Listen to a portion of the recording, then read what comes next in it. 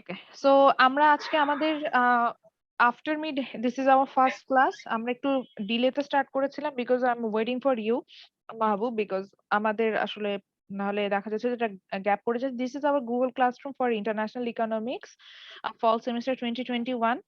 This is the Google classroom code. আমি একটু দেখাচ্ছি ক্লাসরুম কোডটা এবং কিভাবে আপনি একটা সেশনে জয়েন করবেন সেটাও বলে দিচ্ছি। কি ক্লাসরুম ক্লাসরুমে অ্যাড আছে তো? মাহবুব কি আছেন ক্লাসরুমে? জি ম্যাম। তাহলে তো বেটার।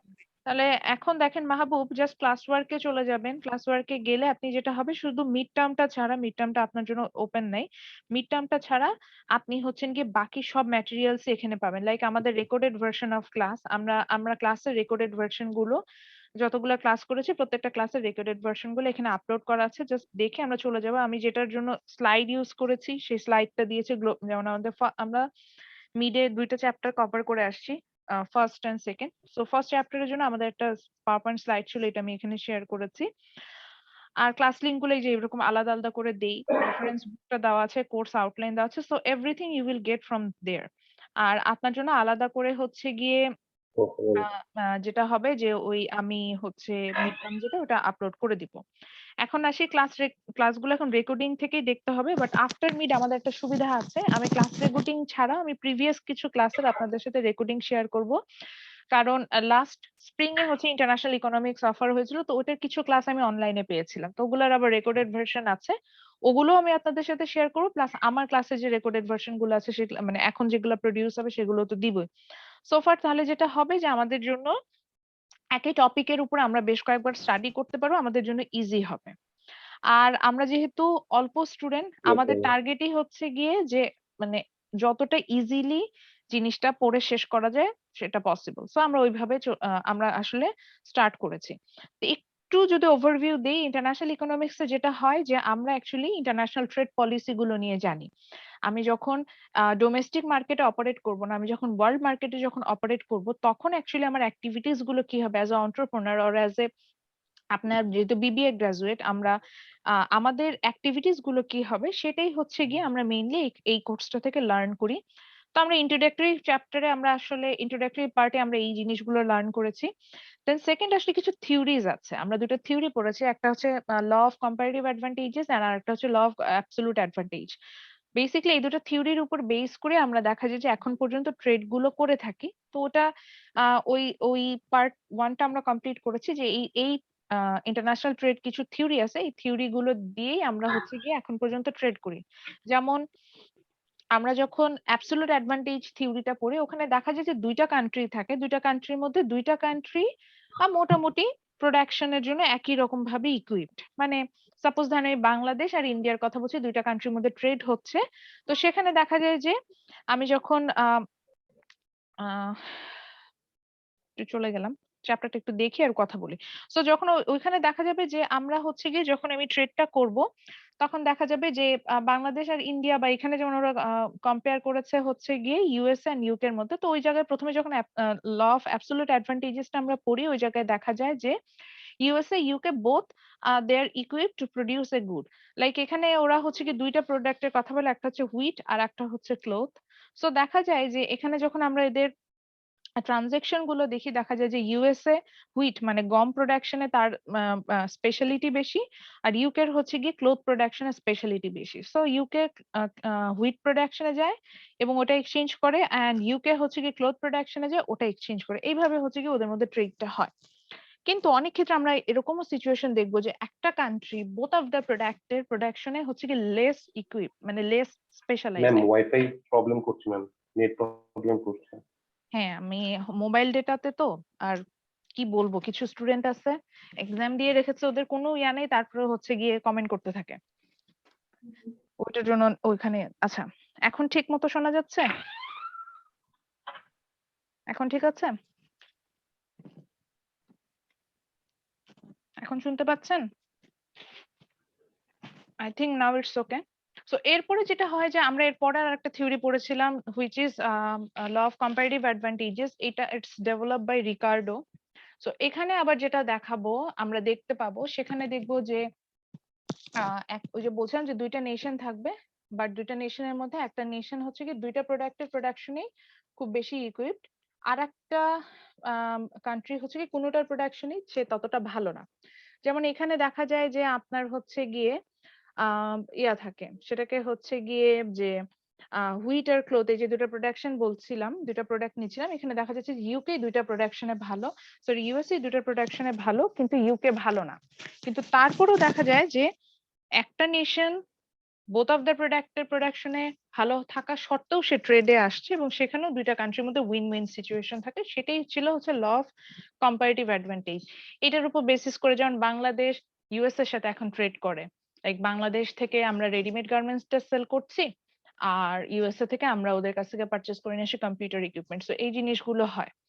তো এগুলো হচ্ছে গিয়ে ছিল আমরা এগুলো মিডেই পড়ে আসছি। সো যখন রেকর্ডেড ভার্সন অফ ক্লাস দেখবেন আই হোপ এগুলো বুঝতে পারবো। এরপরে আমরা আসলে চলে যাব হচ্ছে পার্ট 3 তে। আহ আমাদের যে রেফারেন্স বইটা আছে সেটার। তো পার্ট 3 তে আসলে আমরা পড়বো হচ্ছে কি ইন্টারন্যাশনাল ট্রেড পলিসি। ট্রেডে কিছু পলিসি থাকে।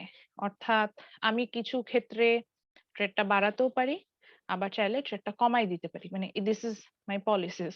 সো এই পলিসি গুলোর ক্ষেত্রে আমরা মানে ট্রেড রেস্ট্রিকশন গুলো নিয়ে কথা বলবো। সো ট্রেড রেস্ট্রিকশনের মধ্যে ২ ধরনের রেস্ট্রিকশন দেখবো। ফার্স্ট ওয়ান ইজ ট্যারিফ আর একটা হচ্ছে নন ট্যারিফ ট্রেড ব্যারিয়ার। তো আমরা এই যে বলছিলাম যে ট্যারিফটা শেষ করলে আমি একটা ক্লাস টেস্ট নিব। তো আই হোপ আমি হচ্ছে গিয়ে আহ ওই যে বলছি যে ২টা ক্লাসে আমি ট্যারিফ শেষ করতে পারবো। আজকে ক্লাস নিব, কালকে ক্লাস নিব। তো ট্যারিফটা শেষ করতে পারবো, ট্যারিফটা শেষ করে একটা ক্লাস টেস্ট নিব। তো আমরা এখন চ্যাপ্টার 8 এ চলে যাব। তো বেসিক্যালি আমরা কিন্তু আমাদের কোর্স আউটলাইন ওয়াইজে আগাচ্ছি। অর্থাৎ আমরা ইন্ট্রোডাক্টরি পার্টটা জেনেছি। তারপরে হচ্ছে গিয়ে আমরা ইন্টারন্যাশনাল ট্রেডে যে থিওরিজ গুলো ছিল সেগুলো সম্পর্কে পড়েছি।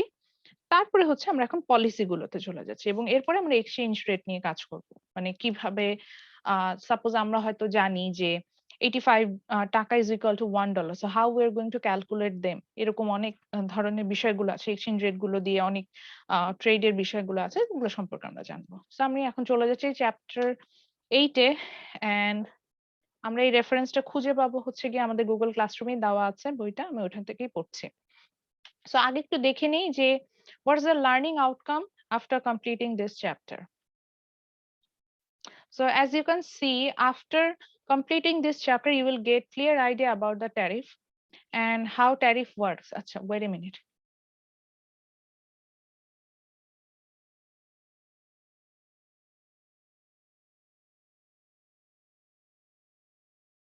ওই জন্য না জাস্ট একটু ইয়া লাগছে, থার্স্টি লাগছে ওই জন্য।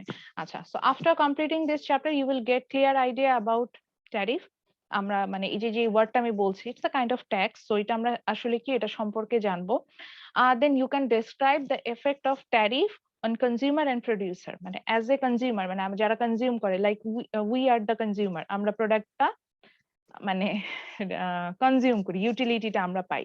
সো অ্যাজ এ কনজিউমার আমাদের উপরে ট্যারিফের ইম্প্যাক্টটা কি সেটা সম্পর্কে জানবো। দেন প্রোডিউসার মানে যারা প্রোডাক্টটা তৈরি করছে তাদের উপর ইম্প্যাক্টটা কি সেটা সম্পর্কে জানবো।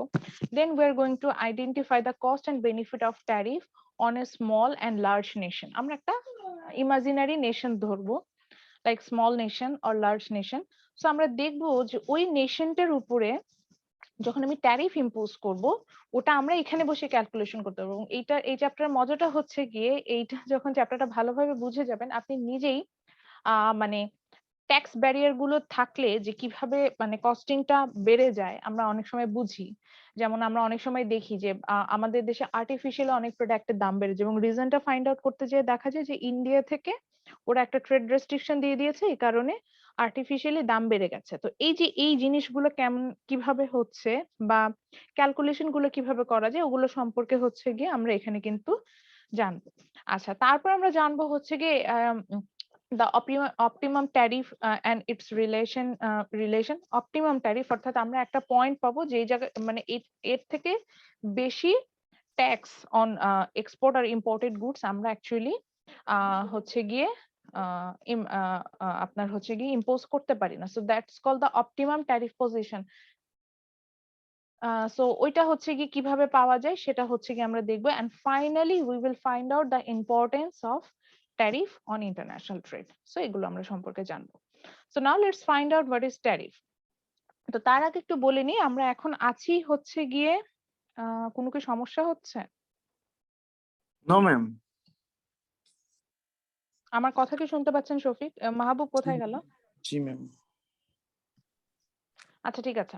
সো শফিক কিছু না বুঝলে একটু হ্যান্ড রেইজ করবেন। আচ্ছা, সো ওকে ম্যাম। আমরা প্রথমে হচ্ছে গিয়ে যেটা চলে যাব সেটা হচ্ছে কি আমরা এখন ট্যারিফটা কি আগে সেটা বুঝবো। সো ট্যারিফটাকে আমরা যেটাকে বলছি it's a kind of tax. মানে ট্যাক্স তো আমরা বুঝি যে the portion of any kind of income we are going to pay government. আমরা গভর্নমেন্টকে আমাদের টাকার কিছু অংশ পে করে থাকি। সেটাকে হচ্ছে গিয়ে এক্সকিউজ মি। সো আমরা আমাদের সরি আমরা আমাদের হচ্ছে গিয়ে দেখা যায় যে আমরা যে কোনো ধরনের ইনকামের কিছু অংশ গভর্নমেন্টকে পে করে থাকি, সেটাকে আমরা বলে থাকি tax. So when we are going to pay tax on imported or exported good, আমরা ইম্পোর্ট বা এক্সপোর্ট যখন করছি তখন আমরা যেখানে হচ্ছে ওইটার উপরে যেই ট্যাক্সটা অ্যাকচুয়ালি আমরা দিয়ে থাকছি সেটাকে আমরা বলে থাকছি হচ্ছে গিয়ে ট্যারিফ। আচ্ছা, আবারও বলছি, অর্থাৎ আমি ইম্পোর্ট করাটা কি বলে শফিক? একদিন আপনি বলেছিলেন খুব সুন্দর করে ইম্পোর্ট আর এক্সপোর্ট ডেফিনেশনটা একটু বলেন তো। জি ম্যাম, দেশ থেকে বাইরে পাঠানো আর ওইখান থেকে আনা আছে। তো আমরা যখন দেশ থেকে হচ্ছে কি কোনো প্রোডাক্ট অর্থাৎ ডোমেস্টিক্যালি একটা প্রোডাক্ট তৈরি করেছি, এটা বাহিরে পাঠাচ্ছি, ওটাকে আমরা বলছি হচ্ছে গিয়ে আপনার এক্সপোর্ট। অর্থাৎ আমি একটা প্রোডাক্ট তৈরি করেছি বাংলাদেশে, ধরেন আমি বাংলাদেশে রাইস প্রোডাকশনে আছি, চাল তৈরি করছি, চালটা আমি ভিয়েতনামে সেল করলাম, এটাকে আমরা বলবো এক্সপোর্ট। আবার ধরেন আমি ভিয়েতনাম থেকে আমার হচ্ছে গিয়ে সাপোজ আমাদের দেশে হচ্ছে গিয়ে স্পাইস তৈরি হয় না, তো আমি ভিয়েতনাম থেকে স্পাইসেস নিয়ে আসি, ওই যে ভিয়েতনামে তৈরি একটা প্রোডাক্ট হয়তো দেশের বাইরে থেকে তৈরি একটা প্রোডাক্ট আমি পারচেস করে নিয়ে আসলাম, ওটাকে আমি বলছি হচ্ছে কি ইম্পোর্ট। তো ট্যারিফটাকে বলছিলাম যে এই যে এখানে কিন্তু লেখা আছে, আমি ডেফিনেশন কিন্তু উল্টো পুল্টো আমি নিজে বলছি না। আচ্ছা এই যে বলছে, আমি এটা বলছি ট্যারিফটাকে আমি বলছিলাম যে যখন আমি এটা একটু হাইলাইট করি তাহলে হচ্ছে আমাদের দেখতেও সুবিধা হবে, গ্রিন কালার দিয়ে হাইলাইট করে দিলাম। তো ট্যারিফটা বলছে যে যখনই আমি ট্রেড করব, অর্থাৎ আমি এক্সপোর্ট করি বা ইম্পোর্ট করি, the tax impose on traded commodity that's called tariff. এই যে বলছে a tariff is a tax or duty levied on the traded commodity as it crosses a nation boundary। মানে আমরা যখনই ট্রেড করছি একটা নেশনের বাহিরে, either it could be import or it could be export, but import করি বা export করি যাই করি না কেন, তখন এটার উপরে যে আমরা যে ট্যাক্স অর্থাৎ আমরাকে গভর্নমেন্টকে একটা পেমেন্ট করতে হয়, এই যে পেমেন্টটা করছি এটাকে আমরা বলছি tariff. So now the tariff is two types, one is import tariff, another one is export tariff। আবার একটু হাইলাইট করে দিচ্ছি। So import tariff means import, মানে আমি হচ্ছে গিয়ে দেশের বাইরে থেকে প্রোডাক্ট নিয়ে আসছি। So when the tariff will impose on imported goods that call import tariff, and when the tariff uh, import on exported goods that's called export tariff। অর্থাৎ আমি দেশের বাইরে থেকে প্রোডাক্ট কিনে আনলেও যদি গভর্নমেন্টকে আমার টাকা দিতে হয়, মানে ট্যাক্স পেমেন্ট করতে হয়, সেটাকে আমি বলবো ইম্পোর্ট ট্যারিফ। এবং যদি আমার কোনো কারণে আমি দেশের বাইরে প্রোডাক্ট পাঠাচ্ছি, সেল করছি, সেখানেও আমার গভর্নমেন্টকে যে ট্যাক্সটা দিতে হয় সেটাকে আমরা বলছি হচ্ছে গিয়ে এক্সপোর্ট ট্যারিফ। এখন এখানে আসলে এখানে একটা প্রশ্ন চলে আসে, সেটা হচ্ছে গিয়ে এখানে একটা প্রশ্ন আসে সেটা হচ্ছে গিয়ে যে হ্যাঁ আমি একটু বুঝতে পেরেছি, কল আসছে। এখন শুনতে পাচ্ছেন? জি ম্যাম, জি ম্যাম। আচ্ছা, সো এখানে একটা খুব কমন প্রশ্ন চলে আসে, সেটা হচ্ছে গিয়ে যে ইম্পোর্ট ট্যারিফটা মানে আমরা আসলে কোন গভর্নমেন্টকে পেমেন্ট করব, এরকম একটা প্রশ্ন হতে পারে। যেহেতু আমরা বুঝলাম যে ট্যারিফটা যখন আমার পেমেন্ট করতে হচ্ছে আমার গভর্নমেন্টকে, আমি এখানে কোনো না কোনো ভাবে পে করতে যাচ্ছি, তো এই ট্যারিফটা আসলে কোথায় মানে আমি কোন গভর্নমেন্টকে পেমেন্ট করতে যাব। সো আমি আসলে যখন ইম্পোর্ট ট্যারিফটা হচ্ছে গিয়ে পেমেন্ট করব, ইম্পোর্ট ট্যারিফে যেটা হবে যে ইম্পোর্ট ট্যারিফটা নরমালি যে কান্ট্রি ইম্পোর্ট করে নিয়ে আসে, যেমন বাংলাদেশ যদি আমি ইম্পোর্ট করি, আমি আমার গভর্নমেন্টকে আসলে আমরা ট্যারিফটা দিব। এইটাই অ্যাকচুয়ালি মেইনলি আমরা এখানে ডিসকাস করবো, কজ এক্সপোর্ট ট্যারিফে যেটা হয় যে এটা ডিপেন্ড করে, আমি যখন এক্সপোর্ট করছি আমার আমার লোকাল গভর্নমেন্টকে যেমন আমার ট্যাক্স দিতে হচ্ছে, তেমনি হচ্ছে কি যেই দেশে এক্সপোর্ট হচ্ছে সেখানে এন্ট্রিতে আমাদের একটা ব্যারিয়ার চলে আসে, তো ওইখানে এই ব্যারিয়ারটা কিভাবে কাজ করবে সেখানেও একটা বিষয় থাকছে। তো ইম্পোর্ট ট্যারিফটা এই জন্য আমরা এখানে একটু কম কনসেন্ট্রেশন দিচ্ছি। আমরা actually sorry my mistake, export ট্যারিফটাকে আমরা এখানে কম কনসেন্ট্রেশন দিচ্ছি। আমরা আসলে এখানে ইম্পোর্ট ট্যারিফটাকে বেশি কনসেন্ট্রেট করবো, এবং এইটা দিয়ে অ্যাকচুয়ালি কিভাবে আমরা ট্রেড রেস্ট্রিকশনটা অ্যাপ্লাই করবো এবং একটা দেশের যেটাকে বলা যায় যে আমরা প্রোডাক্ট গুলোকে ডেভেলপ করতে পারবো বা আমাদের প্রোডাকশনটাকে অ্যাকচুয়ালি বাড়াতে পারবো, সেটা নিয়ে আমরা এখানে এখন কথা বলবো। আচ্ছা, সো এবার চলে যাই যে এখন প্রশ্নটা হচ্ছে যে why the import tariff is more important than export tariff. So import tariff is more important than export tariff because using the import tariff, মানে ওই যে বলছিলাম যে বাইরে থেকে প্রোডাক্ট আমি যখন কিনে নিয়ে আসি আমি গভর্নমেন্টকে ট্যাক্স দিচ্ছি, তো আমি যখন ইম্পোর্ট ট্যারিফটা অ্যাপ্লাই করব তখন যেটা হয় যে specially developing country like Bangladesh or African country, আমরা যদি ইম্পোর্ট ট্যারিফটাকে প্রপারলি ইউটিলাইজ করতে পারি, সেক্ষেত্রে দেখা যাচ্ছে যে আমাদের যে ডোমেস্টিক প্রোডাক্ট গুলো আছে বা ডোমেস্টিক মার্কেটটা যেটা আছে সেটাকে আমরা হচ্ছে গিয়ে প্রিজার্ভ করতে পারি, বা এটাকে যেটাকে বলা যায় এই মার্কেটের স্পেশালাইজেশনটা বাড়াতে পারি। যেমন ফর এক্সাম্পল বাংলাদেশে যে প্রোডাক্ট গুলো তৈরি হয়, it's mostly labour intensive product, that means we are using more labour to produce them. So when I'm actually controlling the import tariff, আমার দেখা যাবে কি আমি এমন ভাবেই ইম্পোর্ট ট্যারিফ মানে ইম্পোর্টের উপর একটা ট্রেড রেস্ট্রিকশন দিব যে দেখা যাবে যে আমার যে লেবার ইন্টেন্সিভ প্রোডাক্ট গুলো আছে এগুলা আমার কাছে অনেক বেশি চিপ মনে হবে বাংলাদেশে বেসিসে, তখন আমরা কিন্তু এই প্রোডাক্ট গুলোর উপর বেশি কনসেন্ট্রেশন দেবো, আমরা কিন্তু বাইরে থেকে কিনে নিয়ে আসবো না। যেমন দেখবেন যে আমরা কিন্তু কখনোই সাপোজ ক্লোথ আমরা কিন্তু বাইরে থেকে পারচেস করতে চাই না, কারণ ওভারঅল সব মিলে ক্লোথ হচ্ছে লেবার ইন্টেন্সিভ প্রোডাক্ট, এবং আমাদের দেশে এই ট্রেড ব্যারিয়ারটা এতটাই বেশি করা ইম্পোর্ট ট্যারিফের ক্ষেত্রে যে বাইরে থেকে যে কাপড় সেটা আমি যখন বাংলাদেশে আসলে পারচেস বাইরে থেকে নিয়ে আসতে যাব গভর্নমেন্টকে এই পরিমাণ ট্যাক্স দিতে হয় যে আমরা আসলে ডিমোটিভেটেড হই পারচেস করার ক্ষেত্রে, বিকজ আমরা ডিমোটিভেটেড হই এটা পারচেস করার ক্ষেত্রে।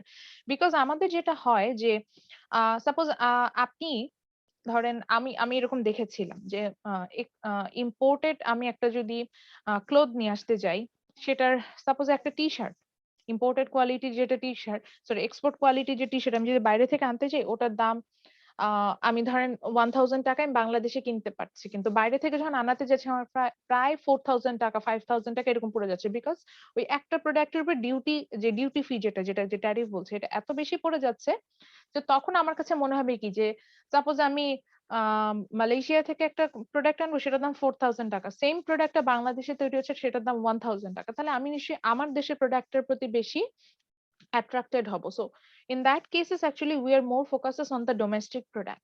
So এই কারণে আমরা আসলে ইম্পোর্ট ট্যারিফটাকে বেশি ইম্পর্টেন্স দেই, এবং এইটাকে প্রপারলি ইউজ করে আসলে একটা দেশ চাইলে তার মার্কেট এক্সপ্যান্ড করতে পারে, প্রোডাকশনে হচ্ছে স্পেশালিটি আনতে পারে, এবং it can raise the revenues. এই জিনিসগুলো এখানে আমরা কিন্তু আসতে পারবো। ওকে, সো এরপরে চলে যাই। তা আমরা তো প্রথমে দেখলাম যে ট্যারিফকে আমরা একটা ভাগ করলাম, ট্যারিফটা আবার একবার রিপিট করছি, ট্যারিফ হচ্ছে গিয়ে the tax imposed on any kind of traded item, that means আমি এক্সপোর্ট করে ইম্পোর্ট করে যেটাই করি না কেন এটার উপর আমরা যে ট্যাক্স দিতে হচ্ছে আমার গভর্নমেন্টকে যে পেমেন্ট করতে হচ্ছে, দ্যাটস কল্ড ট্যারিফ। এখন এটাকে আমরা দুটো ভাগে ভাগ করেছি, one is import tariff another one is export tariff. আবার এটা কোয়ালিটির উপর বেসিস করে আমরা এটাকে তিনটা ভাগে ভাগ করছি।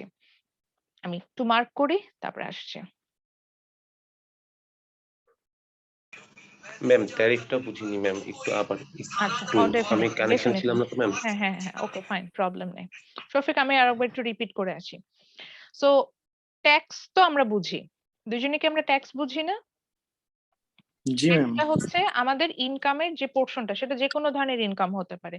আবার ইনকাম থেকে আমি যদি দেই সেটা যেটা দিই এটাকে আমরা বলি ইনকাম ট্যাক্স, আমি যদি প্রোডিউসার হই ওটাকে আমরা বলি কর্পোরেট ট্যাক্স। তো এরকম আমরা যখন গভর্নমেন্টকে পে করি সেটাকে আমরা ট্যাক্স বলি। তো অনেক সময় যখন আমরা ট্রেড করব, এবং ট্রেড এটা যেহেতু আমরা ইন্টারন্যাশনাল ইকোনমিক্স পড়ছি, অবশ্যই এটা আমার ওয়ার্ল্ড ওয়াইড মার্কেটে যে ট্রেডটা হচ্ছে, আমরা যখন ট্রেড করছি ওই ট্রেডে আমার গভর্নমেন্টকে একটা পেমেন্ট করতে হয়, একটা ট্যাক্স দিতে হয়, that tax is called tariff.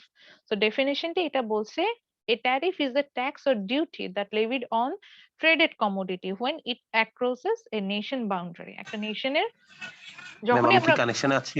হ্যাঁ, আপনি কানেকশনে আছেন। থেকে শোনা যাচ্ছে? বুঝছি না ম্যাম।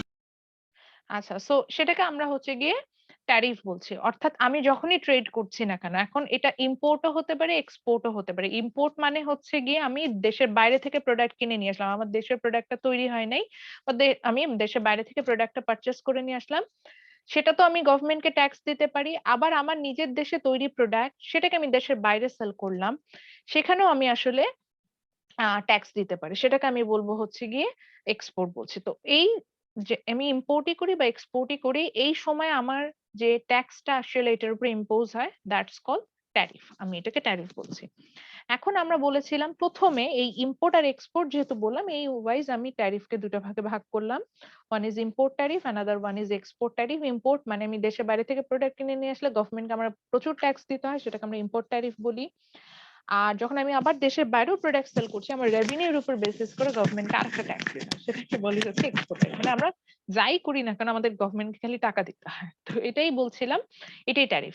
এখন তারপরে কিছুক্ষণ আলোচনা করলাম যে ইম্পোর্ট ট্যারিফটা হচ্ছে এক্সপোর্ট ট্যারিফের থেকে মোর ইম্পর্টেন্ট। কেন ইম্পর্টেন্ট এটা নিয়ে ডিসকাশন করেছি, একটু রেকর্ডেড ভার্সনে গেলে আমার মনে হয় বেটার হয়। আমরা একটু পরের টপিকে চলে যাই।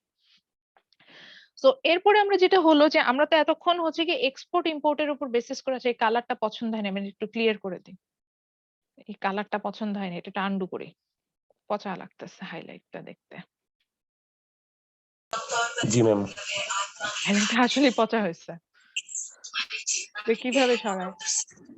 রেড করে দিই। আরো দেখা যায় না। ফন্টে গিয়ে তারপর কালার চেঞ্জ করে দিলে হবে। না, এটা আমি হচ্ছে গিয়ে ইয়া থেকে করেছি। হাইলাইট। হ্যাঁ, নান করে দিব। আচ্ছা, এখান থেকে আসলে ডেফিনেশনটা পড়ছি, এটা আমি হাইলাইট করলাম না। সো যেটা বলছিলাম যে এরপর আসলে ট্রেডের ভলিউমের উপর বেসিস করে আমরা ট্যারিফটাকে 3 টাইপস এর ডিভাইডেড করছি। One is ad valorem tariff, then specific tariff, then compound tariff. So ad valorem tariff যেটা মানে এখানে আবার একটু বলে নিই, আমাদের ইকোনমিক্স এর সাবজেক্ট গুলোর মজা হচ্ছে গিয়ে যে টপিকের নেমে বলে দিবে যে আসলে এটা কি বোঝাচ্ছে। সো ভলিউম থেকে ভ্যালোরেম এরকম একটা টার্ম আসছে। সো যখন আমরা দেখব যে একটা ট্যারিফ একদম ফিক্সড পার্সেন্টেজে আপনাকে দেওয়া থাকবে, সেটাকে আমরা বলে থাকি হচ্ছে ad valorem tariff. Say for example, আপনি একটা প্রোডাক্ট কিনছেন, আপনাকে গভর্নমেন্ট বলে দিল যে এই প্রোডাক্টটা আমি যখন ইম্পোর্ট করি বা এক্সপোর্ট করি, you have to pay 10% of tax on the buying price. That will be call ad valorem tariff. অর্থাৎ আপনাকে বলে দিচ্ছে যে ওইটার বাইং প্রাইসটা মানে একদম ফিক্সড করে বলে দিল যে দাম যেটাই হোক। সাপোজ আপনি কার পারচেস করছেন, যেমন বাংলাদেশে কার যখন আমরা ইম্পোর্ট করে আনি, সেটার উপরে 300% ট্যাক্স দিতে হয়। মানে ওটা যা দাম সেটা 3 গুণ বেশি ট্যাক্স দিতে হয়, 300%।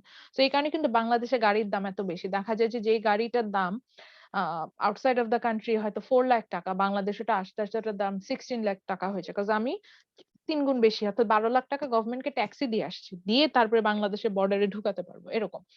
সো এই যে যখন ফিক্সড করে দিবে যে আপনি কত পার্সেন্ট ট্যাক্স, এবং এটা একটা পার্সেন্টেজে দিয়ে দিবে, এরকম যখন ফিক্সড পার্সেন্ট থাকবে, দ্যাটস 400%, মানে 400%। 400%। আচ্ছা, সো এই যে ফিক্সড করে দিচ্ছে, তখন সেটাকে আমরা বলছি হচ্ছে কি অ্যাড ভ্যালোরেম ট্যাক্স। আচ্ছা, আর স্পেসিফিক ট্যাক্সটাকে কি বলছে, স্পেসিফিক ট্যারিফটাকে কি বলছে? স্পেসিফিক ট্যারিফ মিন্স এখানে ফিক্সড সাম থাকবে, fixed some on physical unit. So এখানে এইভাবে বলছে, the specific tariff is express as a fixed some of physical unit. মানে কোয়ান্টিটিটা বলে দিবে, যে এতটুকু পরিমাণ তুমি এক্সপোর্ট বা ইম্পোর্ট করতে পারবা, সেটাকে আমরা বলছি হচ্ছে কি স্পেসিফিক ট্যারিফ। যেমন আমাদের দেশে এরকম রেস্ট্রিকশন আছে যে একজন ইম্পোর্টার, সে বছরে কতগুলো কার ইম্পোর্ট, মানে আমরা চাইলেও আনলিমিটেড কার ইম্পোর্ট করতে পারবো না। যেমন অ্যাজ ফার আই নো, যারা হচ্ছে পার্লামেন্টারি মেম্বার হয়, তারা মনে হয় বছরে একটা গাড়ি ট্যাক্স ফ্রি ইম্পোর্ট করে আনতে পারে। এটা কি আমাকে জি ম্যাম। এরকম আনতে পারে। তো এই জি যে জি ম্যাম। এখানে বলে দিচ্ছে, কোয়ান্টিটি ধরে বলে দিচ্ছে যে তুমি এতটুকু, মানে এটা একটা কোয়ান্টিটির উপর বেসিস করে হবে, তখন সেটাকে আমরা বলবো হচ্ছে কি স্পেসিফিক ট্যারিফ। যেমন আমাদের দেশে শুধু আপনার কার প্রোডাকশন, কারে না, ইভেন আমাদের দেশে এগ্রি প্রোডাক্টের এরকম হচ্ছে কি স্পেসিফিক ট্যারিফ দেওয়া থাকে, যে বলে দেয় যে সাপোজ। ম্যাম, হ্যাঁ বলেন। যেমন ম্যাম আমার খালু আছে একজন চিটাগং এ, সে মানে বাসের বিজনেস করে আর কি। তার বছরে মিনিমাম সে বাস নামাতে পারবে হলো 15টা কি 20টা এরকম, মানে ওদের একটা লিমিট থাকে। হ্যাঁ, দিস ইজ স্পেসিফিক ট্যারিফ, মানে কোয়ান্টিটির উপর আপনাকে বলে দিচ্ছে যে তুমি এতটুকু এর উপরে তুমি আর কার ধরো পারচেস করতে পারবা বা মানে কোনো ভেহিকলস তুমি আনতে পারবা না। এটা হচ্ছে স্পেসিফিক ট্যারিফ। কিন্তু গভর্নমেন্ট কিন্তু এটা না করে এরকমও বলতে পারতো যে ঠিক আছে যত খুশি তত তুমি বাস নিয়ে আসো, এই বাসের উপরে জাস্ট 10% ট্যাক্স দিলেই তোমাকে আমি রাস্তায় নামাই দিব, মানে তুমি এটা নিয়ে বিজনেস করতে পারবে। তখন কিন্তু এটা অ্যাড ভ্যালোরেম হয়ে যেত। তো যখন আমি কোয়ান্টিটির উপরে রেস্ট্রিকশন দিয়ে দিব যে লাইক এতগুলো তুমি আনতে পারবা, ওইটাকে আমরা বলছি হচ্ছে কি স্পেসিফিক ট্যারিফ। বুঝতে পারছি? শফিক বুঝতে পারছে বিষয়টা? জি ম্যাম। যেমন এখানে স্পেসিফিক ট্যারিফটা বুঝেছি, অ্যাড ভ্যালোরেমটা বুঝিনি ম্যাম। আচ্ছা, আবার বুঝেছি। যেমন এখানে ওরা একটা ইয়া করেছে, এটা হচ্ছে গিয়ে বাইসাইকেল দিয়ে, আমি ওটা দিয়েও বলি। যেমন এখানে বলছে যে বাইসাইকেলের উপরে 2 ধরনের ট্যাক্স হতে পারে। অ্যাড ভ্যালোরেমটা যদি আমরা করতাম তাহলে অ্যাড ভ্যালোরেমে বলছে যে বাইসাইকেলের যা প্রাইস হবে সেটার উপরে 10% ট্যারিফ মানে ট্যাক্স দিতে হবে, মানে এটা একটা পার্সেন্টেজ বলে দিবে যে তোমার বাইং বা সেলিং প্রাইসের উপরে তুমি এত পার্সেন্ট, একটা ফিক্সড পার্সেন্টেজ তোমাকে ট্যাক্স দিতে হবে, তখন সেটাকে আমরা বলবো হচ্ছে গিয়ে অ্যাড ভ্যালোরেম। আর হচ্ছে গিয়ে স্পেসিফিক ট্যারিফটা তো বুঝলামই, যেটা কোয়ান্টিটির উপরে। যেমন এখানে বলেছে যে এখানে 200 বাইসাইকেল নিয়ে আসতে পারবে, ওই দেশে বলে দিল যে 200 এর বেশি বাইসাইকেল তুমি ইম্পোর্ট করতে পারবে না, তখন আমি এটাকে স্পেসিফিক ট্যারিফ বলবো। আর যদি এরকম বলতো যে কোনো মানে কোয়ান্টিটির উপরে কোনো আপনার হচ্ছে গিয়ে ট্যারিফ নাই, আপনাকে বলে দিল যে যা বাইং প্রাইস সেটার উপর বেসিস করে বাইং প্রাইস যাই হোক না কেন সেটা 10% আপনি ট্যাক্স দিবেন, অর্থাৎ প্রাইসটার উপরে 10% ট্যাক্স দিবেন, তখন সেটাকে হচ্ছে গিয়ে আমরা বলছি অ্যাড ভ্যালোরেম ট্যারিফ। আচ্ছা, আর একটু বুঝাই। যেমন আমি যে গাড়ির কথা বললাম একটু আগে, তো যখন বলছিলাম যে যে আমাদের বাংলাদেশে গাড়ির ট্যাক্সটা হচ্ছে এরকম যে গাড়ির উপরে 400% ট্যাক্স দিতে হয়, অর্থাৎ দাম যাই হোক না কেন ওটার 400 গুণ টাকা হচ্ছে কি আপনি গভর্নমেন্টকে ট্যাক্স দিবেন। ওইটার যে দামটা হবে, আমি যে দামে কিনবো, যে দেশ থেকে কিনি, আমি জাপান থেকে নিয়ে আসি, ইউকে থেকে নিয়ে আসি, ইউএসএ থেকে নিয়ে আসি, সেটার যে দাম হবে সেটা 400 গুণ আমাকে ট্যাক্স দিতে হবে গভর্নমেন্টকে। এই জন্য আমাদের দেশে কারের এত প্রাইস। সো এই যে আমাকে কিন্তু এখানে কোনো কোয়ান্টিটি বলে দেয়নি যে 10টা গাড়ি আনতে পারো, 20টা গাড়ি, এরকম কিছু বলেন। আমাকে জাস্ট বলছে তুমি যা খুশি তাই গাড়ি আনো, বাট এটার প্রাইসের উপরে তুমি এত পার্সেন্ট ট্যাক্স দিবা, এটাকে আমরা অ্যাড ভ্যালোরেম বলবো। আর এই যে মাহবুব আমাদেরকে বললেন যে সাপোজ বাংলাদেশে হয়তো এরকম প্রডিউসারদের উপর একটা রেস্ট্রিকশন আছে যে তারা ইয়ারলি ধরেন 10টার বেশি বাস বা 20টার বেশি বাস তারা পারচেস করতে পারবে না, বা 20টার বেশি বাস নিয়ে বিজনেস করতে পারবে না। এই যে কারণ গভর্নমেন্টকে এখানেও কিন্তু ট্যাক্স দিতে হয়, লাইসেন্স নিতে হয়, এখানে কমার্শিয়াল ট্যাক্সটা চলে আসে। তো এই যে লাইসেন্সটা নিতে হচ্ছে, এই যে এখানে তখন হচ্ছে গিয়ে তখন যে ট্যারিফটা আসলে যেটা পেমেন্ট করতে হচ্ছে, এটা হচ্ছে কি আমরা স্পেসিফিক ট্যারিফ বলছি, যে কোয়ান্টিটির উপর একটা রেস্ট্রিকশন দিয়ে দিচ্ছি যে 10টা বা 20টা এরকম, এটা হচ্ছে স্পেসিফিক ট্যারিফ। আর যদি প্রাইসের উপর বলতাম যে না তুমি আনলিমিটেড বাস নিয়ে তুমি বিজনেস করো, বাট ওটা 10% বা 20% বা লাইক এই যে আমি একটু আগে বললাম যে 400% বাইং প্রাইসের উপর 400% তোমাকে ট্যাক্স দিতে হবে, তখন এটাকে আমরা অ্যাড ভ্যালোরেম ট্যারিফ বলবো। ওকে, এখন যদি এমন ম্যাম হয়, হ্যাঁ বলেন। Ma'am let me clear my self hmm. একটু। ম্যাম অ্যাড ভ্যালোরেম ট্যারিফটা হচ্ছে ম্যাম পার্সেন্টেজ দিয়ে দিবে, তুমি এই এতটুক এই প্রাইসে যদি কিনো তাহলে তোমাকে এত পার্সেন্ট ট্যারিফ দিতে হবে। আর স্পেসিফিক ট্যারিফ হচ্ছে আচ্ছা একটু বলি, আমি একটু বলি যে এখনই বলছেন জি যেহেতু জি অ্যাড ভ্যালোরেমে আপনাকে প্রাইসের ব্যাপারেও কোনো রেস্ট্রিকশন দিবে না, তুমি যে কোনো দামে কিনে নিয়ে আসো, কিন্তু এত পার্সেন্ট ট্যাক্স দিতে হবে, এইটা ফিক্স থাকবে। ওকে। আচ্ছা, হ্যাঁ। মানে প্রাইসের উপর মানে অ্যামাউন্টের উপর একটা ইয়া দিতে হবে, হুম হুম হুম পার্সেন্টেজ দিয়ে দিবে ট্যারিফ। আর হুম স্পেসিফিক ট্যারিফ হচ্ছে আমি যে যতগুলো প্রোডাক্ট কিনতেছি হুম ওইটার উপরে একটা লিমিটেশন। হুম হুম হুম তুমি কোয়ান্টিটির উপরে এতগুলো, লিমিটেশন থাকবে। আচ্ছা ম্যাম হুম। এটার বেশি গেলে কি আমার ট্যারিফ দিতে হবে না অতটুকু পরিমাণের উপর দিতে হবে? বেশি নেওয়া যাবে না।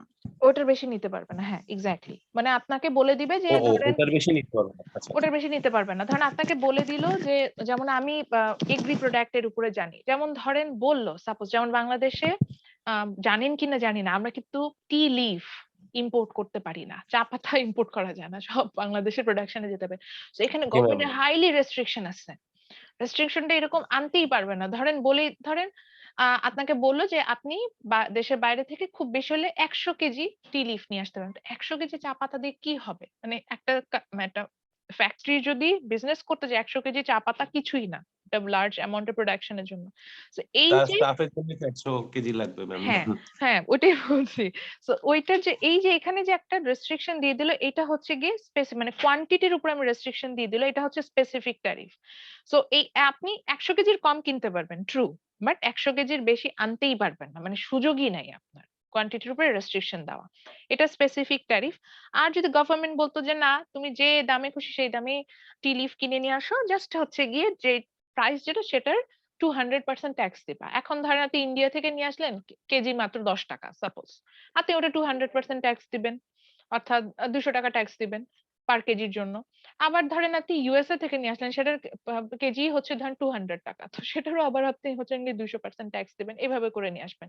তো এখানে ওটাই মেনশন করছিলেন যে অ্যাড ভ্যালোরেমটা যখন বলবো ফিক্সড পার্সেন্টেজ, এখানে আপনাকে প্রাইসিং এর ব্যাপারেও কিছু বলবে না গভর্নমেন্ট, এটা কিছুই বলে না।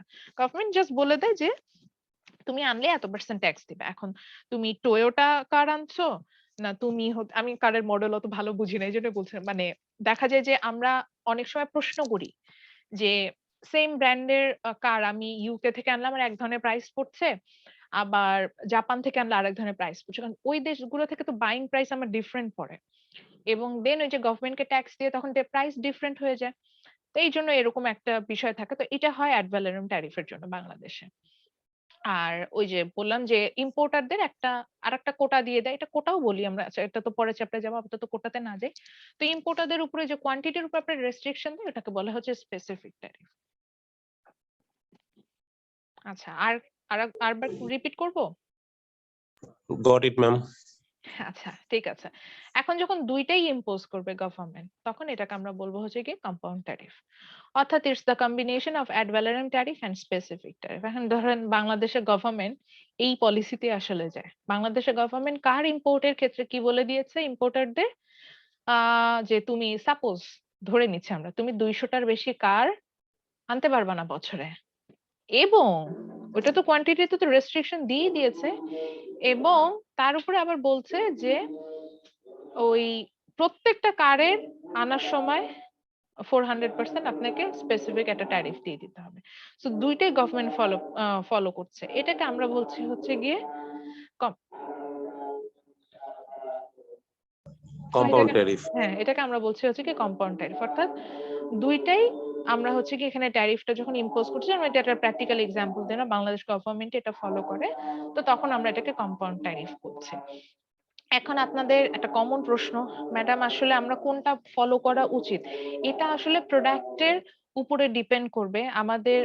আমাদের হচ্ছে গিয়ে দেখা যাবে যে আমরা কোনটাকে আসলে কতটা এটাকে বলা যায় যে প্রোটেক্ট করা, প্রোটেকশনিজম যেটাকে আমরা বলি, প্রোটেকশনিজম পলিসি থাকে, যেমন ওইটার উপর ডিপেন্ড করে আসলে আমরা কোন ট্যারিফটা ইম্পোজ করব এটা ডিপেন্ড করে।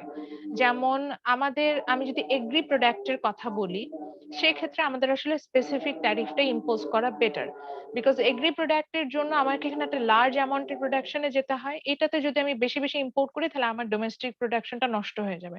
তো ওখানে খুব অল্প, যে বলছিলাম যে 100 কেজি টি লিফের উপরে একটা রেস্ট্রিকশন দিয়ে দিয়েছে গভর্নমেন্ট। সো 100 কেজি টি লিফ নিয়ে কোনো ফ্যাক্টরি আসলে বিজনেস করতে পারবে না। সো ওখানে এই ক্ষেত্রে আমি স্পেসিফিক ট্যারিফটাকেই বেটার মনে করছি। কিন্তু ধরেন আমি যখন আবার প্রোডাক্টে যাচ্ছি, স্পেশালি ফার্মাসিউটিক্যালস প্রোডাক্টে, ওখানে আবার কিন্তু অ্যাড ভ্যালোরেম ট্যারিফ, অর্থাৎ ওদের এখানে কোনো রেস্ট্রিকশন নেই, ওরা যে প্রোডাক্টে আনে না কেন ওটার উপর একটা ফিক্সড পার্সেন্ট আমার হচ্ছে গিয়ে আমি ট্যারিফ ইম্পোজ করে দিচ্ছি, ওই পরিমাণ ওরা ট্যাক্স দিয়ে নিয়ে আসছে। আর আমি যে কার প্রোডাকশনের কথা বললাম সেখানে আমার মনে হলো যে দুটোই ইম্পোজ করা দরকার। তো এটা actually product to product vary করবে। তবে আমি মোর স্পেসিফিকলি বলবো এই জায়গায় আসলে আমরা বেশি এমফাসাইজ করব হচ্ছে ইম্পোর্ট ট্যারিফের উপর, অর্থাৎ অ্যাড ভ্যালোরেমটাও ইম্পোর্টের উপর আমরা চিন্তা করছি, স্পেসিফিকটাও ইম্পোর্ট দিয়ে চিন্তা করব, কম্পাউন্ডটাও হচ্ছে ইম্পোর্ট দিয়ে চিন্তা করব। তো আজকে আমরা হচ্ছে একটা মডেল স্টার্ট করব এবং সেখানে আমরা এই ট্যারিফটা ক্যালকুলেশন করব। জি বলেন। ফার্মেসির কথা মনে পড়লো একটা কথা হুম ম্যাম, হুম এটা কি জানেন এখন ফার্মেসিতে হুম যদি আপনার থেকে মানে একটু টাকা কম রাখে না, মানে অনেক সময় হয় না 10 টাকা 15 টাকা কম হুম রাখছে, হুম হুম হুম এই কাস্টমার ধরার জন্য। হুম, এখন যদি এটা করে তাহলে এটা মানে অ্যাকশন নেওয়া হবে।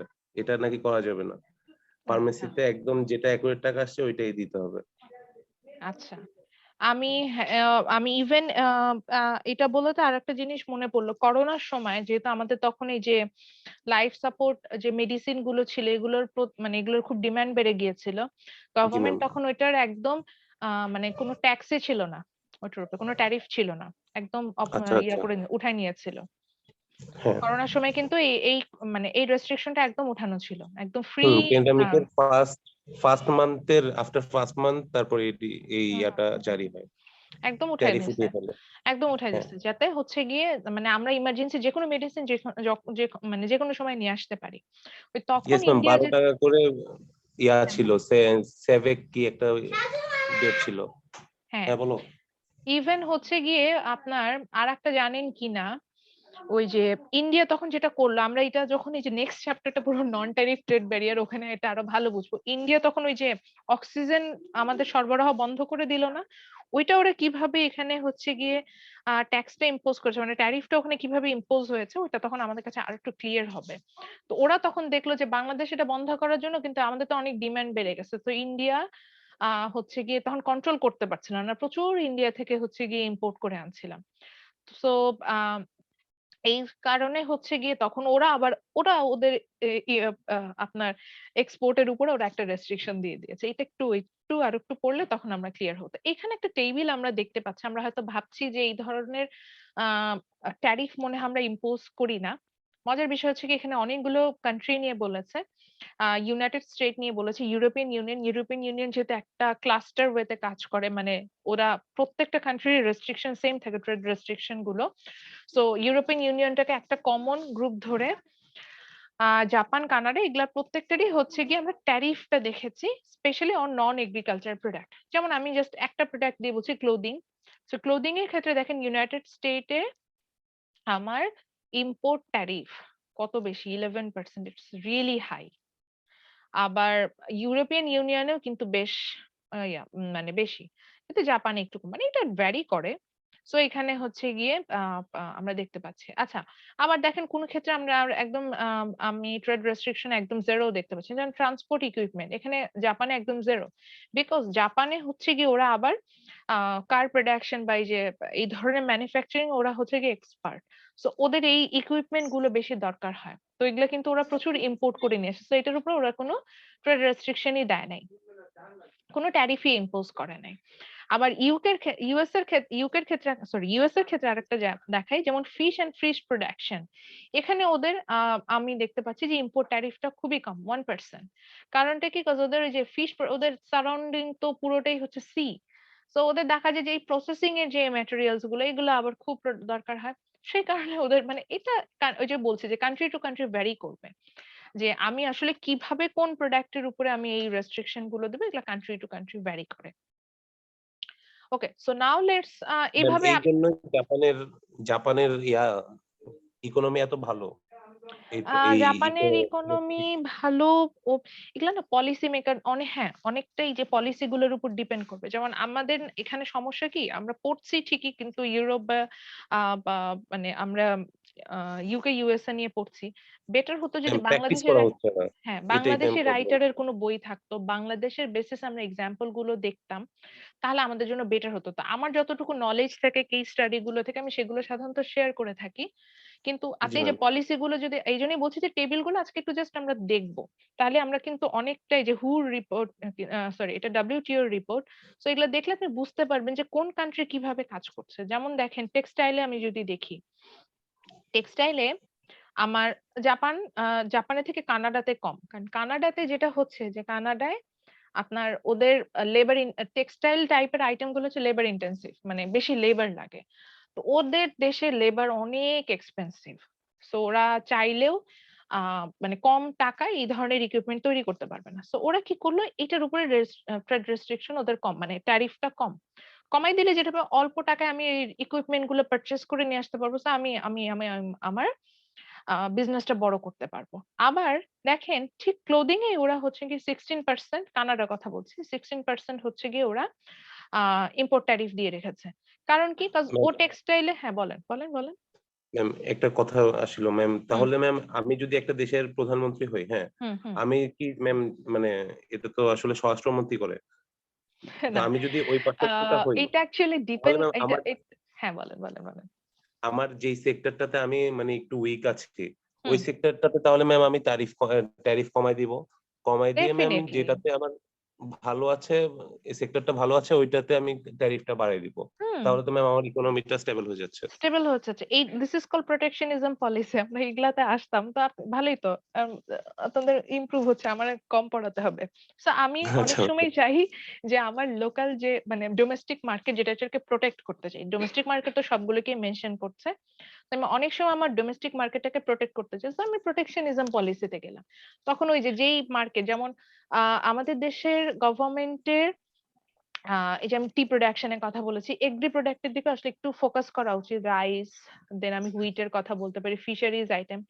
এগুলোতে যদি প্রোটেকশনিজম পলিসিতে যায় অর্থাৎ ইম্পোর্টটাকে খুবই আপনার হচ্ছে গিয়ে ডিমোটিভেটেড করার জন্য যদি আমরা প্রচুর ট্রেড মানে ট্যারিফ ওটার উপরে দিয়ে দেই, ট্যারিফ। জি তাহলে ম্যাম, দেখা যাবে যে আমাদের ওই মার্কেটটা বেশি, যেমন আমি যদি দেখি আমাদের ওই দেশে উল্টা সেক্টরটা হয়। ইমপ্রুভ হয়ে যাচ্ছে ম্যাম। হ্যাঁ, আমাদের দেশে উল্টা। আমরা দেখছি ইন্ডিয়ান পেঁয়াজের দাম সাপোজ ৳১০, বাংলাদেশে পেঁয়াজের দাম হচ্ছে ৳৪০। আমি জাস্ট এক্সাম্পল দিলাম। তো আমি কি করতেছি? ইন্ডিয়ান জি পেঁয়াজ ম্যাম, কিনতেছি। কিন্তু জাস্ট এই জায়গায় আমি যদি একটা ট্যারিফ ইম্পোজ করে দিলাম। দিয়ে ট্যারিফটার কারণে এমন হলো ইন্ডিয়ান পেঁয়াজের দাম হয়ে গেল ৳১০০ আর বাংলাদেশি পেঁয়াজের দাম ৳৪০। তখন কিন্তু আমি বাংলাদেশি পেঁয়াজই মানুষ কিনবো। অবশ্যই দেশি পেঁয়াজ কিনবে। দেশি পেঁয়াজটা কিনবে। তো বাংলাদেশে এটা হয় না। তো এই পলিসি গুলো আসলে আমাদের নেওয়া উচিত। এটা নিলে আমরা হচ্ছে গিয়ে আ এখন গভর্নমেন্টও বুঝে, অনেক এখানে অনেক কথা বললে বলা যায়। তো এটা নিজেরাও আসলে উপর বুঝতে থেকে প্রেশার আসে ম্যাম, এটার এক্সাক্টলি, জন্য কেউ কিছু করতে পারে এক্সাক্টলি। না। সো আমরা আসলে এটা দেখলে আমরা অনেকে বুঝতে পারবো যে আসলে ঘটনাটা আসলে এর পিছনে কি। তো ওইটাতে আমরা আপাতত যাব না। আমরা এখানে যেটা করব সেটা ম্যাম হচ্ছে এখন গিয়ে আসলে রিয়েল লাইফে ঢুকে গেছি তো ম্যাম, এখন মানে জিনিসগুলো একটু বেশি বুঝতেছি। এটা যদি আগে হইতো ম্যাম একটু হুম। ভালো হইতো। সো ওই ওইটাই বলছিলাম যে আমরা এটা ক্যালকুলেশন করতে পারি। তো তারপরে আমি যেটা বলব যে আমরা এই চ্যাপ্টারের শেষের দিকে দেখব যে যেরকম প্রোটেকশনিজম ওটার দিকে যাচ্ছিলাম। যে কত পার্সেন্ট আমি প্রোটেক্ট করতে পারবো, কত পার্সেন্ট করব না, এগুলা ক্যালকুলেশন চাইলে আমরা করতে পারি। তো ওটা দেখব। ওকে, সো আমরা আরেকটু আগাই। এরপরে আমরা আসলে রিয়েল লাইফ ক্যালকুলেশন এ যাব। এর আগে টেবিলগুলো আমরা একটু দেখব। টেবিলগুলো দেখলে আমাদের আসলে একটু আইডিয়া হবে। যেমন এখানে কেস স্টাডি 2 তে যেটা দেখাচ্ছে, শফিক এই কেস স্টাডি গুলো একটু আমরা কিন্তু আজকে ডেফিনিটলি স্টাডি করতে হবে। যেখানে আবার ডেভেলপিং কান্ট্রি গুলো নিয়ে বলছে, লাইক চায়না, রাশিয়া বা কোরিয়ার মতো কান্ট্রি গুলো যারা আমরা বলছি গ্রোয়িং নেশন, তারা কিভাবে হচ্ছে গিয়ে ট্যারিফটাকে ইম্পোজ করছে এবং তাদের ইকোনমিটাকে গ্রো করার জন্য কিভাবে কাজ করছে, এটা নিয়ে কিন্তু একটা অ্যানালাইসিস আছে। এগুলো একটু স্টাডি করলে I hope you will understand. আমরা হচ্ছে গিয়ে এখন যেটা করব সেটাকে আমরা বলি হচ্ছে partial equilibrium analysis of tariff. আমি এটার বেসিকটা পড়াবো এবং এখানে আমরা ক্যালকুলেশন করব, যেহেতু এই ছবিটা আঁকাবো। তো এটা আমরা নেক্সট ক্লাসে করবো। তো বেসিকটা একটু বলে রাখি, তাহলে আমাদের যেটা হবে যে আহ আমরা খুব ভালোভাবে এখানে বুঝতে পারবো। তো এখানে আমরা যেটা হবে যে আমরা একটা ডোমেস্টিক কান্ট্রি নিয়ে কাজ করব। যে কান্ট্রিটাতে আমরা দেখবো হচ্ছে গিয়ে সে একটা প্রোডাক্টেরই প্রোডাকশনে যাচ্ছে, আবার সেই প্রোডাক্টটা আমি যখন হচ্ছে গিয়ে সাপোজ আমি একটা নেশন কথা বললাম যে নেশন, এটা নেশন 2 বলেছেন নাম। So nation 2 it's producing A commodity which is x. So x এর ডোমেস্টিক সাপ্লাই দেখবো, ডোমেস্টিক ডিমান্ড দেখবো, তারপরে দেখবো যে ইন্টারন্যাশনাল মার্কেটে এটার সাপ্লাইটা চেঞ্জেস হবে এবং সেই চেঞ্জেস ইন্টারন্যাশনাল মার্কেটের সাপ্লাইয়ের উপর ডিপেন্ড করে আমার ডোমেস্টিক সাপ্লাইটা উপরে একটা ইমপ্যাক্ট পড়বে। তারপরে আমি এটাকে প্রোটেক্ট করার জন্য আমি এখানে ট্যারিফ ইম্পোজ করব। এই যে এটা হচ্ছে মানে আমার ইন্টারন্যাশনাল সাপ্লাই এসএফ, যেটা ফরেন এসএফ দিয়ে এফ টা দিয়ে ফরেন বোঝাচ্ছে। সো মানে ওয়ার্ল্ড ওয়াইড যে সাপ্লাই যেটা, সেটা তো সেটাকে আমি আবার ইনফ্লুয়েন্স করার জন্য আমি এখানে ট্যারিফ ইম্পোজ করব। তখন দেখা যাবে যে সাপ্লাই কার্ভটা আপওয়ার্ডে শিফট করে যাবে, এসএফ প্লাস টি এরকম হয়ে যাবে। তখন দেখা যাবে যে এটা কি আমার লোকাল মার্কেটে, অর্থাৎ আমরা দেখবো সত্যি সত্যি আমাদের প্রোডাকশন বাড়ছে, আমি প্রোটেক্ট করতে পারছি আমার প্রোডাক্টটাকে, এরকম একটা অ্যানালাইসিস দেখবো। তো এই জন্য এটার নাম হচ্ছে কি, যেহেতু আমরা এটা অরিজিনাল কোনো কান্ট্রি নিয়ে কাজ করে থাকি না, আমরা একটা অ্যাজাম্পশনের বেসিসে কাজ করি, that's why it's called partial equilibrium analysis. তো পার্শিয়ালি আমরা হিসেব করছি, অরিজিনাল সিনারিওটা বের করছি না। That's why it's ma'am, name is hmm ma'am একটা কোশ্চেন।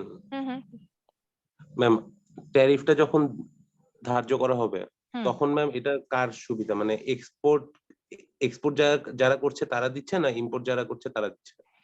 আচ্ছা, আমরা বেসিকলি ট্যারিফটা যখনই স্টাডি করতে যাই আমরা ইম্পোর্ট ট্যারিফটাকেই বেশি হচ্ছে কি ইম্পর্টেন্স দিই। কারণ এক্সপোর্ট ট্যারিফটাতে তো এক্সপোর্ট তো আমার আসলে বেনিফিটেড থিং। বিকজ আমি যদি আমি একটু লিখেই দেখাই, এক্সপোর্ট আমরা যেটা দিয়ে বের করি এনএক্স দিয়ে বলে, এনএক্স ইজ ইকুয়াল টু হচ্ছে এক্স মাইনাস এম।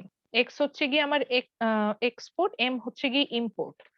তো এক্সটা আমরা দেখতেই পাচ্ছি ইটস এ পজিটিভ কম্পোনেন্ট। বুঝতে পারছি, মানে আমার ইকোনমির সাথে এটা অলরেডি সম্পর্কটাই হচ্ছে পজিটিভ। সো আমি যাই যেটার সাথে আমার সম্পর্ক অলরেডি পজিটিভ, সো আমার এক্সপোর্ট বাড়লে এমনি আমার আর্ন বাড়বে, এটা আমি বুঝতেই পারছি। বাট ইম্পোর্টের সাথে সম্পর্কটা দেখেন নেগেটিভ, এমটা হচ্ছে ইম্পোর্ট।